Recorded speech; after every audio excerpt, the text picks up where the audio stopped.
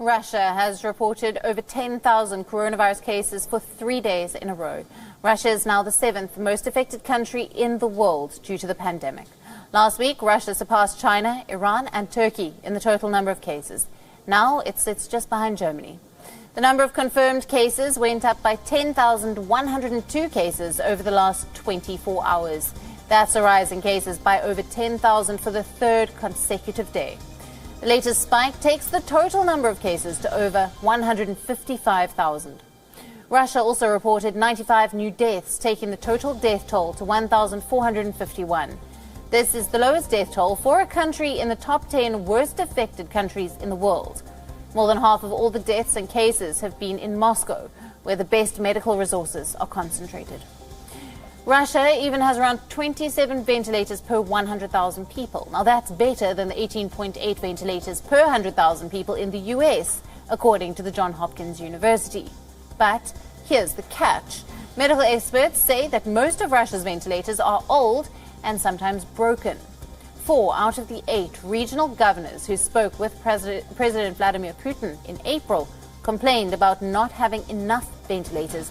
At the beginning of the year, Russia was making less than 100 ventilators per month. But Putin has said that production will be ramped up to make over 800 ventilators in April and 2,500 in May. Russia has extended the lockdown once so far. On the 28th of April, Putin extended the lockdown measures for another 2 weeks. That means that the lockdown is scheduled to end on the 11th of May. Now, with the daily surge in cases, it is to be seen if Putin will choose to extend the lockdown yet again. Our correspondent, Lucy Taylor, has sent us this report from Moscow. Well, of course, there's lots of theories about why we're seeing this surge in cases. This is the third day in a row that's had a daily rise of more than 10,000 cases in Russia. On Sunday, that 10,600 new cases on Sunday was a record, and it hasn't fallen very far since then.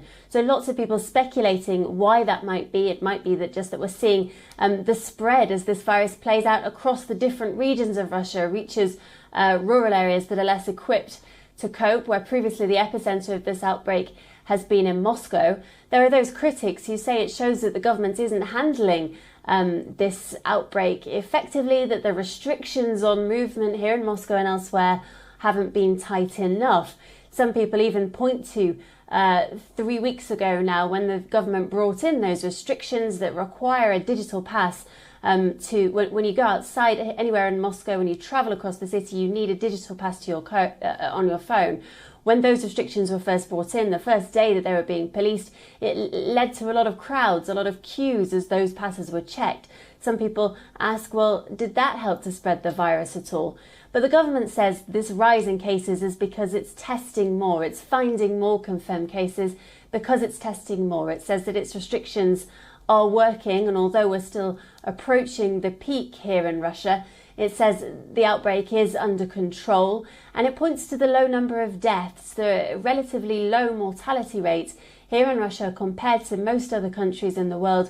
For the number of confirmed cases, which is over 155,000, there are only 1,451 deaths so far, so much lower deaths than other neighbouring countries, and the government says that's evidence that it is handling this outbreak appropriately and the country is coping with coronavirus.